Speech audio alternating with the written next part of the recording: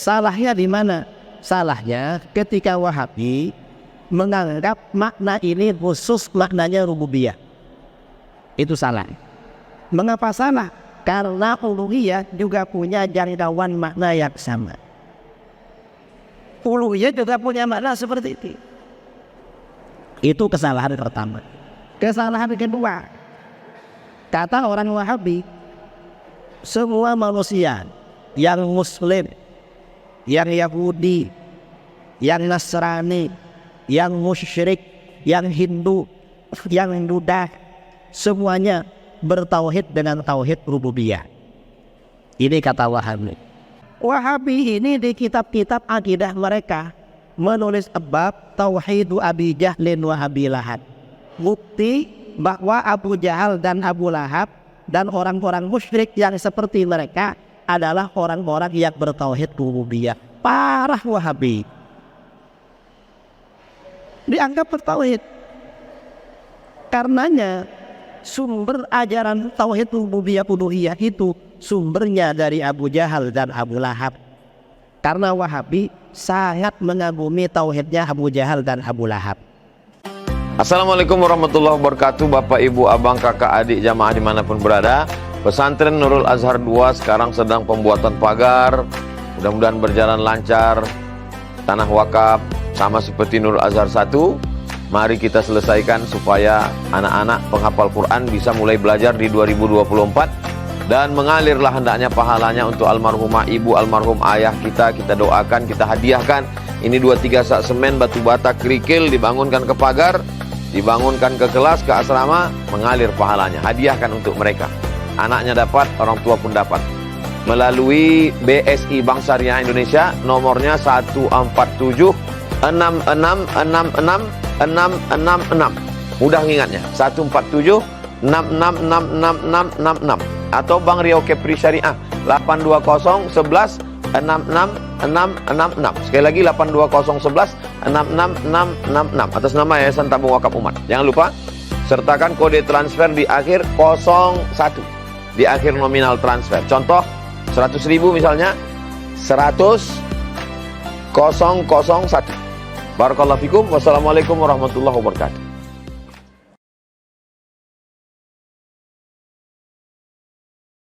Di mana letak kesalahan tauhid 3 Wahabi? Lebih jelas gini ya. Soalnya biasa gini. Ini mic-nya bagus. Makanya tidak perlu terlalu dekat. Tauhid 3 Wahabi. Tauhid rububiyah itu menurut Wahabi artinya pengakuan atau keyakinan bahwa yang menciptakan, yang mengatur dan memiliki alam jagat raya adalah Allah. Alam jagat raya ini yang menciptakan, yang mengatur dan memiliki adalah Allah. Apakah salah keyakinan ini? Tidak salah. Alam jagat raya ini semuanya ciptaan Allah, diatur oleh Allah dan milik Allah. Salahnya di mana? Salahnya ketika Wahabi menganggap makna ini khusus maknanya rububiyah. Itu salah. Mengapa salah? Karena uluhiyah juga punya jangkauan makna yang sama. Uluhiyah juga punya makna seperti itu. Itu kesalahan pertama. Kesalahan kedua, kata orang Wahabi, semua manusia yang Muslim, yang Yahudi, yang Nasrani, yang musyrik, yang Hindu, yang Buddha, semuanya bertauhid dengan tauhid rububiyah. Ini kata Wahabi. Menurut kita gak benar. Orang musyrik gak bertauhid rububiyah. Mengapa gak bertauhid rububiyah? Orang musyrik itu orang musyrik itu hanya beriman kepada sebagian rububiyah Allah. Sebagian yang lain orang musyrik gak beriman. Apa contohnya? Seperti kebangkitan dari alam kubur. Orang musyrik gak percaya. Makanya di dalam surat Yasin, orang musyrik bertanya, may yuhyil 'idhama wa hiya ramim. Orang musyrik mengambil tulang-tulang orang mati yang sudah lama, lalu di depan Rasulullah tulang-tulang itu diremukkan dengan tangannya. Muhammad, apa Tuhan bisa menghidupkan tulang-tulang ini? Sudah hancur Jibril. Artinya apa? Kata orang musyrik, Tuhan gak mampu menghidupkan lagi karena sudah hancur. Akhirnya apa?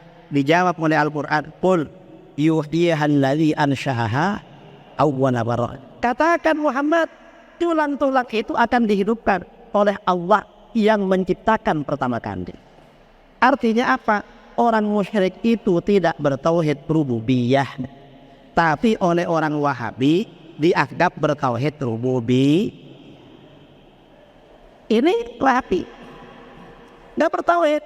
Ini kitab-kitab tafsir ada itu saudara.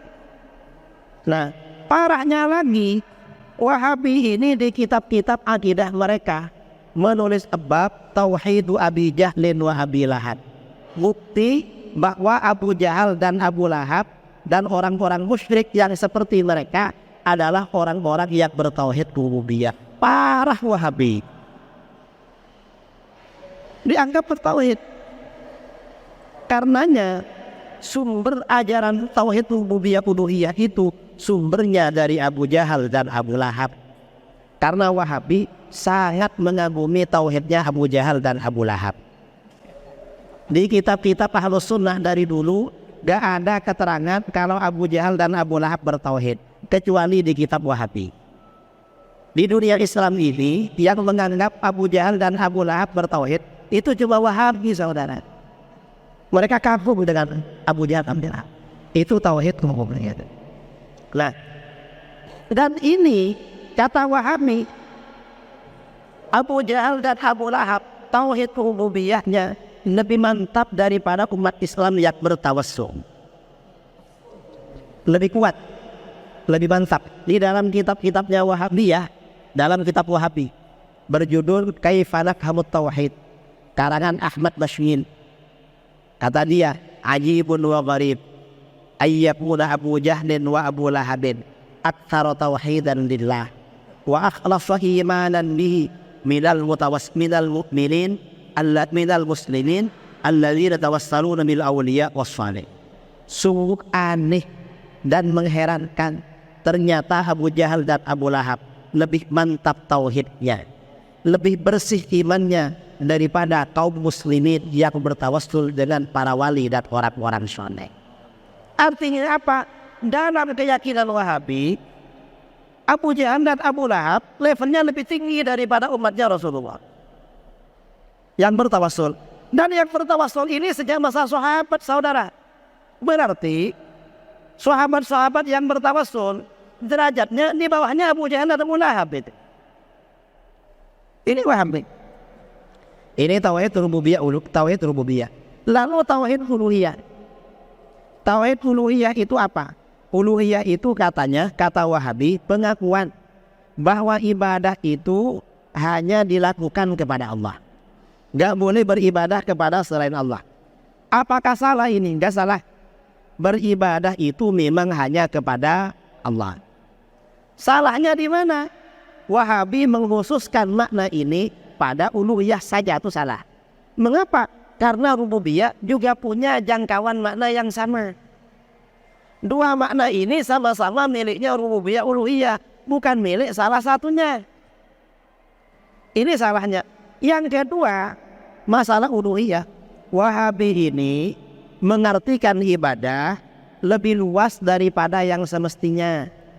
Kalau para ulama dulu, ibadah itu artinya ghayatul quduq wa tadallul, puncak dari ketundukan dan kerendahan diri. Karena ibadah itu artinya puncak dari ketundukan dan kerendahan diri, maka ibadah hanya bisa dilakukan kepada Allah. Sedangkan tawassul, istighatsah, tabarruk dengan nabi dan wali itu tidak termasuk ibadah. Mengapa? Karena itu bukan puncak ketundukan dan kerendahan diri, tapi itu masuk bagian dari wasilah. Diperintahkan di dalam Al-Quran, ya ayyuhalladzina amanu taqullaha wabtaghu ilaihil wasilah. Nah, Ini tujuannya. Mengapa Wahabi mengartikan ibadah lebih luas daripada pengertian dari ulama-ulama dulu? Tujuannya apa? Dengan tauhid rububiyah uluhiyah ini, Wahabi punya kepentingan mengkafirkan, mensyirikkan mayoritas umat Islam yang bertawassul, beristighatsah, bertabarruk dengan nabi dan wali. Alasannya apa? Melanggar tauhid uluhiyah. Tauhidnya hanya sebatas rububiyah saja, dan itu pun tauhid rububiyahnya levelnya di bawah Abu Jahal dan Abu Lahab. Itu ajaran Wahabi. Dan Wahabi ini mensyirikkan orang yang bertawassul. Itu caranya dengan mengambil ayat-ayat yang turun mengenai orang-orang musyrik, lalu diterapkan kepada orang-orang beriman. Kata sahabat Abdullah bin Umar dalam riwayat Bukhari radhiyallahu anhu, Abdullah bin Umar berkata tentang ciri-ciri orang Khawarij. Ciri-ciri orang-orang Khawarij, intalaqu ila ayatin nazalat fil mu'minin fa nazalat fil musyrikin fahamaluha 'alal mu'minin. Orang-orang Khawarij ini mencomot ayat-ayat yang turun mengenai orang-orang musyrik, lalu diterapkan untuk orang-orang yang beriman. Contohnya apa? Wahabi ini mengkafirkan orang yang bertawassul, bertabarruk, beristighatsah pakai ayat Al-Quran. Ayat yang dipakai mana? Misalnya ayat wa qalu ma na'buduhum illa liyuqarribuna ilallahi zulfa. Orang-orang musyrik ketika ditanya, hai orang musyrik, kenapa kamu menyembah batu-batu, menyembah berhala-berhala? Orang musyrik berkata, kami tidak beribadah kepada berhala-berhala itu kecuali agar berhala-berhala itu mendekatkan kami kepada Allah sedekat-dekatnya. Nah, orang musyrik itu menyembah berhala biar dekat pada Allah. Itu sama dengan orang muslim yang bertawassul dengan nabi dan wali agar dekat pada Allah. Ini kata mereka, jelas gak sama. Mengapa gak sama? Dalam ayat ini orang musyrik beribadah pada berhala. Ma na'buduhum, kami tidak beribadah kepada berhala illa liyuqarribuna, kecuali agar berhala itu mendekatkan kami kepada Allah. Artinya orang musyrik memang menyembah berhala.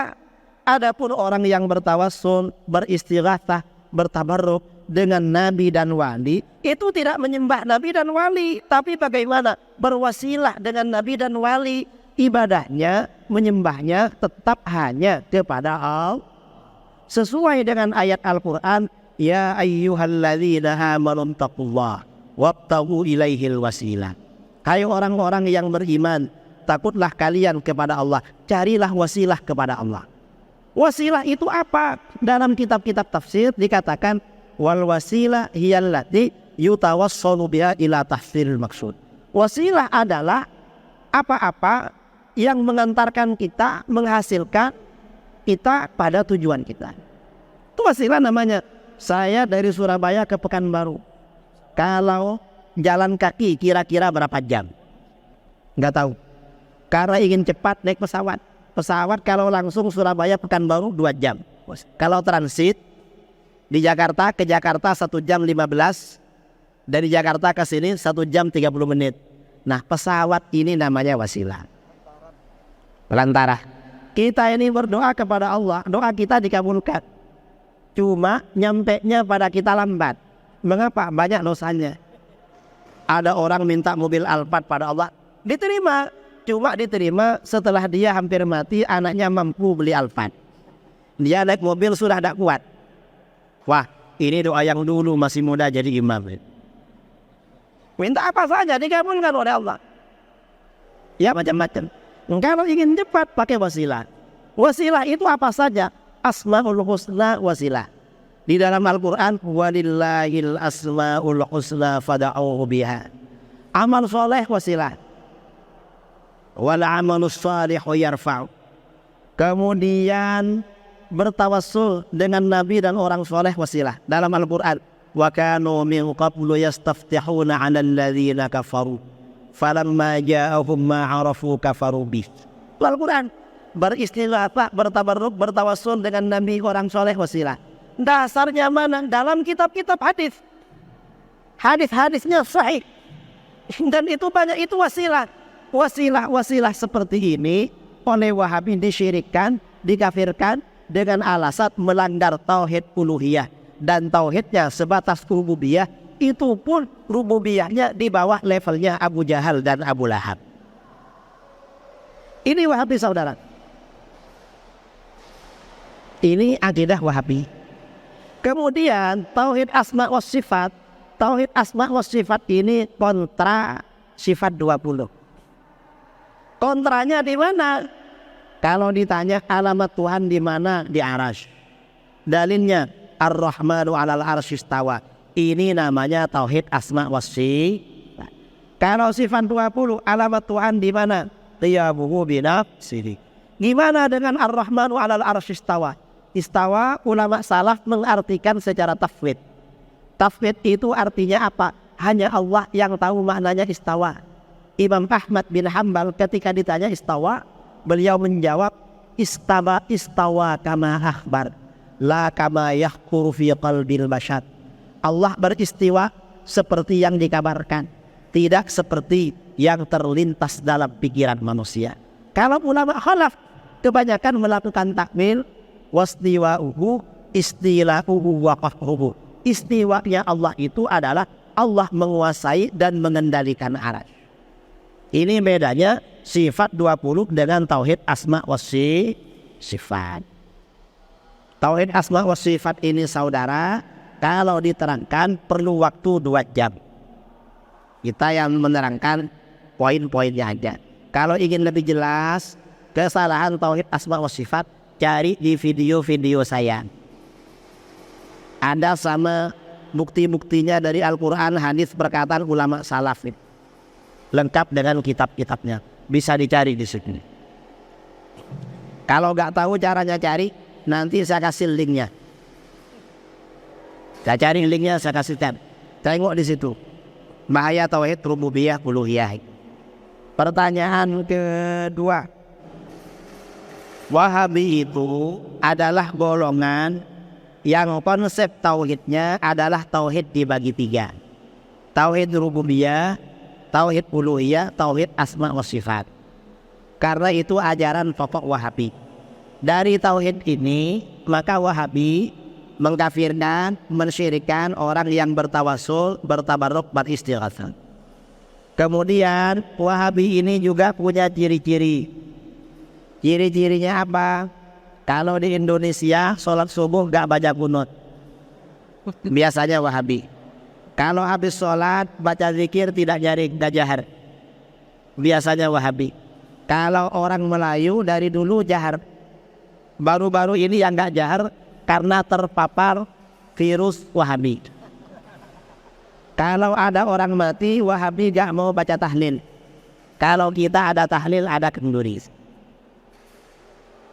Kalau bulan Rabiul Awal, Ahlus Sunnah merayakan maulid Nabi. Wahabi tak ada maulid. Itu ciri-cirinya. Ya kalau di Pekanbaru orangnya siapa, saya gak ada yang kenal. Saya yang kenal cuma dengan orang-orang Ahlus Sunnah wal Jamaah. Dan saya rasa lembaga-lembaganya di sini terkenal dan besar-besar. Nah lagi, orang Wahabi itu juga anti bid'ah hasanah. Kalau suka membid'ah-bid'ahkan biasanya Wahabi.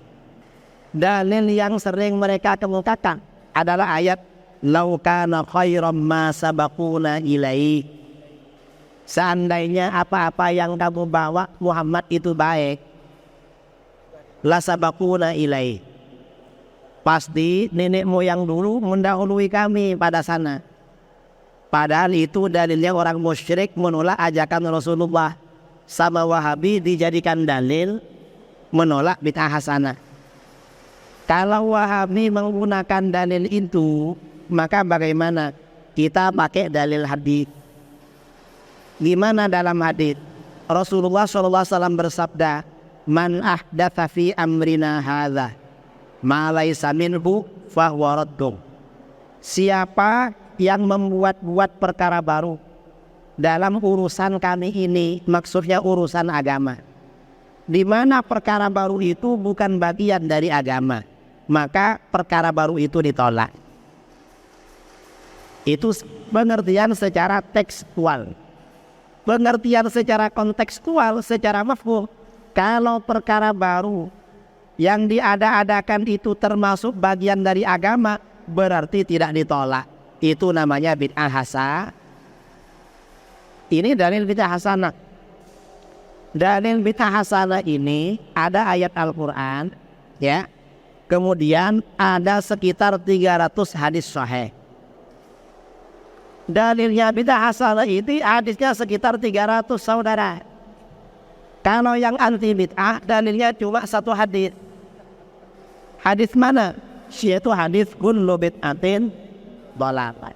Itu aja dalilnya. Kalau kita banyak, mulai dari hadis-hadis Nabi, kemudian amalan khulafaur rasyidin, yang sangat jelas perkataan Sayyidina Umar yang menyatukan sholat taraweh pada seorang imam.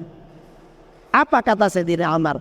Ni'matil bid'atu hadhihi. Sebaik-baik bid'ah adalah sholat taraweh. Berarti ada bid'ah hasanah ini. Sayyidina Umar berkata begitu. Masa gak percaya pada Sayyidina Umar? Kira-kira lebih ngerti siapa terhadap ajaran Rasulullah, kita atau Sayyidina Umar? Ya Sayyidina Umar yang lebih ngerti, bukan kita. Kita ikut Sayyidina Umar.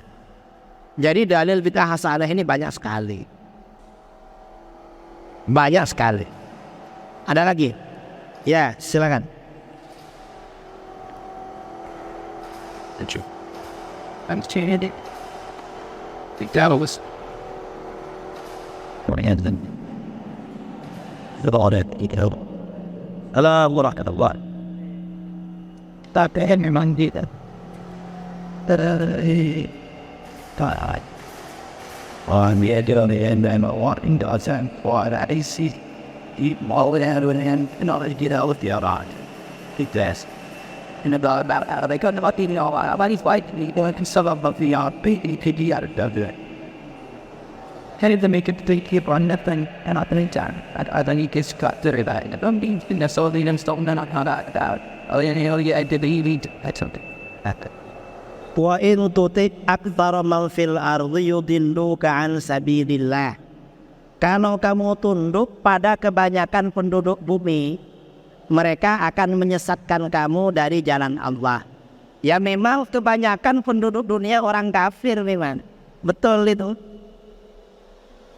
Jadi kalau perbandingannya antara muslim dengan kafir, kafir ini mayoritas. Mengapa? Umat Islam ini cuma 20% saudara. Yang 80% memang orang kafir. Ini kalau perbandingan Islam dan kafir.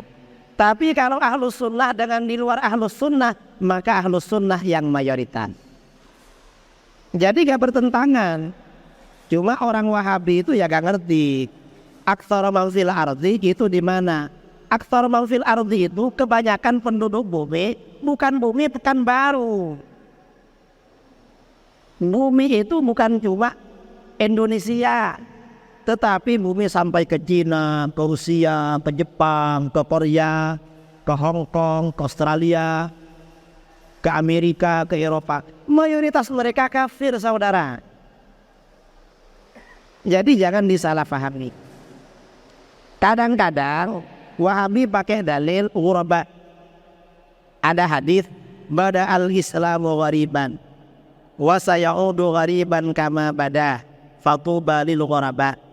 Islam itu muncul terasing karena sedikit, lalu kuat-kuat, lalu terasing lagi. Karenanya beruntung orang-orang yang terasing. Ini juga perbandingannya orang Islam dengan orang kafir. Karena yang dibicarakan Rasulullah, Islam munculnya asing. Karena di tengah mayoritas musyrik di kota Mekah, di akhir zaman terasing. Sekarang ini kita terasing. Mengapa terasing? Kita hidup di negeri Indonesia, mayoritas muslim, tapi yang mengendalikan sepertinya bukan orang muslim. bukan orang muslim. Siapa? Ya mungkin orang kafir. Terasing kita. Dan ke depan semakin asing memang. Kalau bicara hadis ini semakin asing. Pada waktu Islam itu kuat, ada khilafah. Ibu kota Islam sekarang ini ribut. Ibu kota pindah dari Jakarta, Kalimantan. Ibu kota Islam itu pindah berkali-kali. Asalnya di Madinah.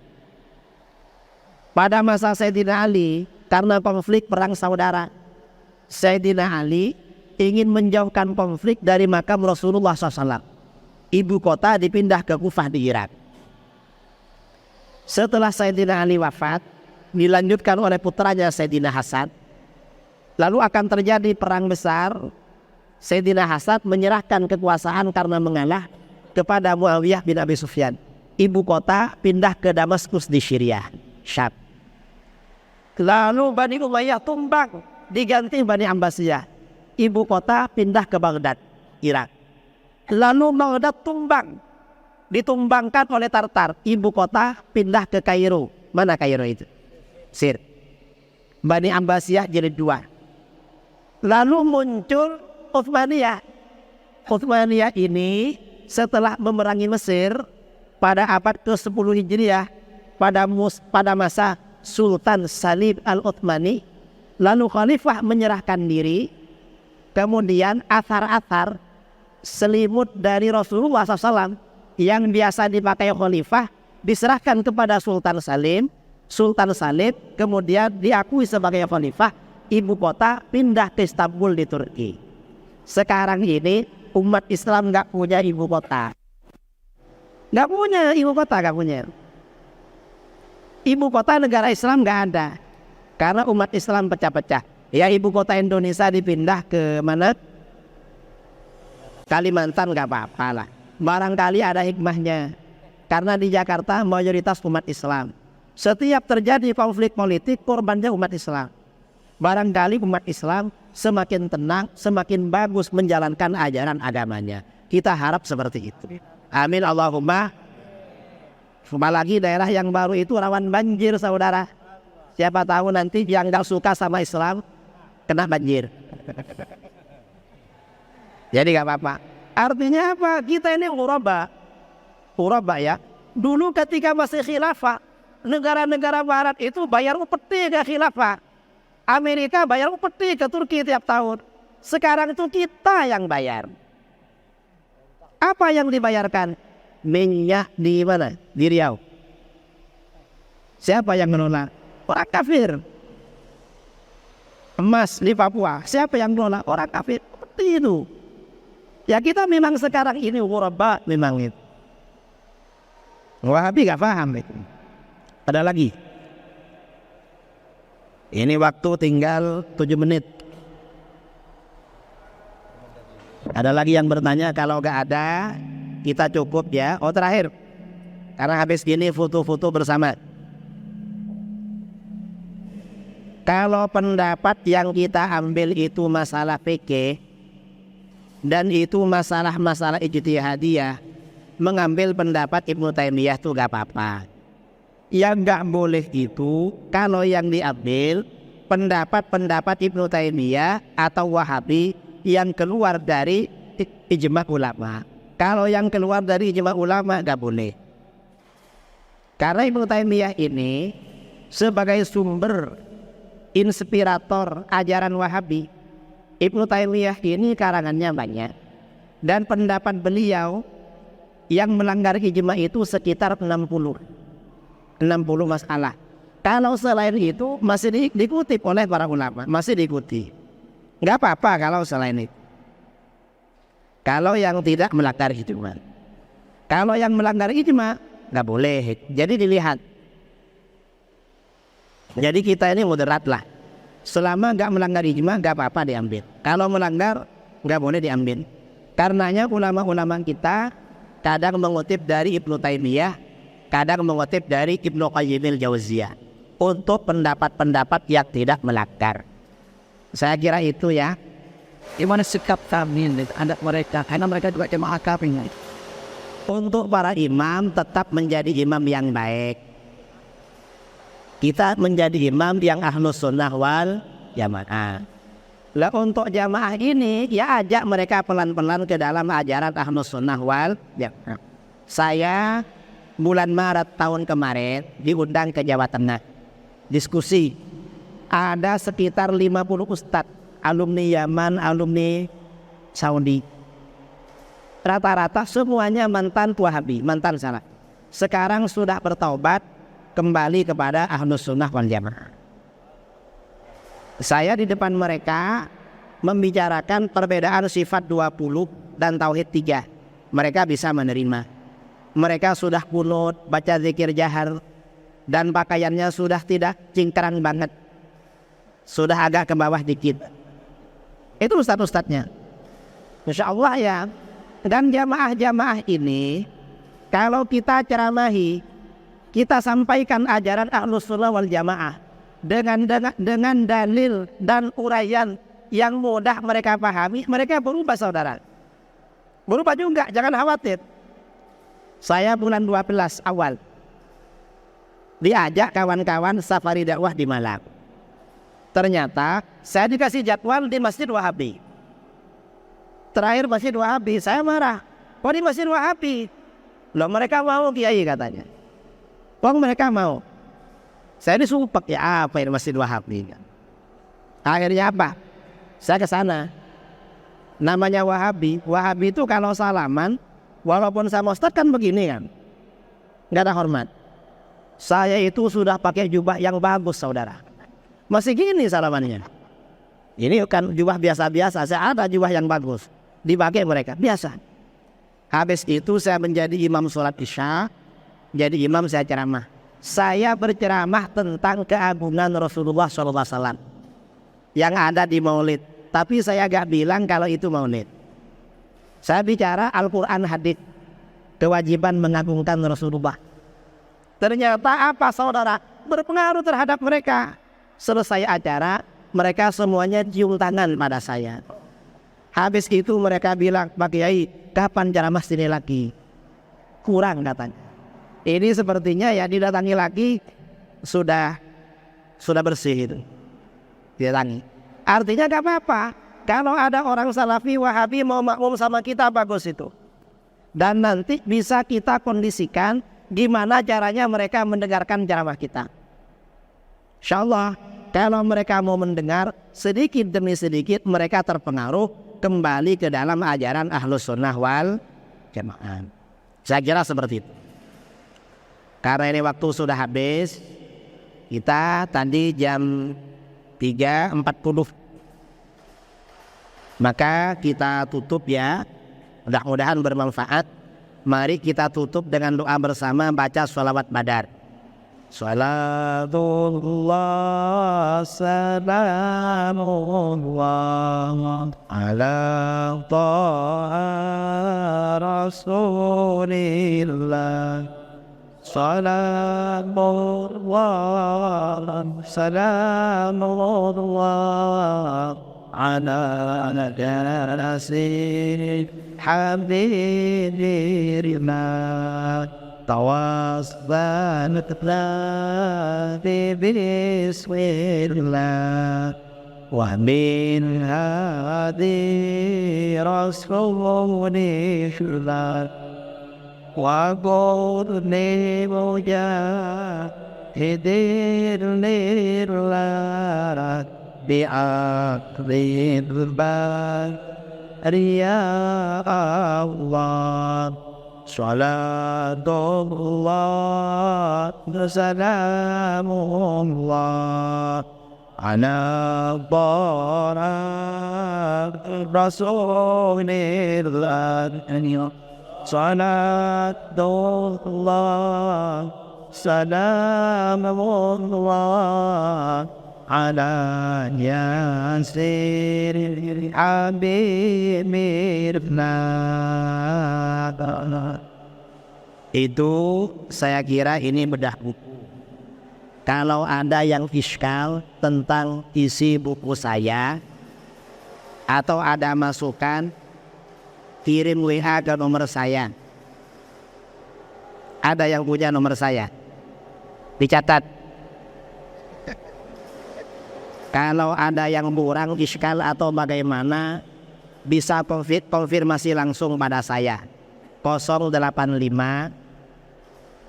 23 676 676 3102 02 itu nomor WA saya. Kalau ada masalah dengan buku yang dibaca, kalau gak ada WA berarti gak dibaca. Mungkin dari mantapnya sampai gak perlu baca.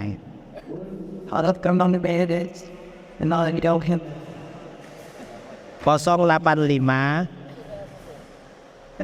Saya butuh kerja 23 daftar 67 63 102. Terus top betul ya, Itu nomor WA ya. WA. Mudah-mudahan bermanfaat. Dari saya kurang lebihnya mohon maaf yang sebesar-besarnya. Assalamualaikum warahmatullahi wabarakatuh.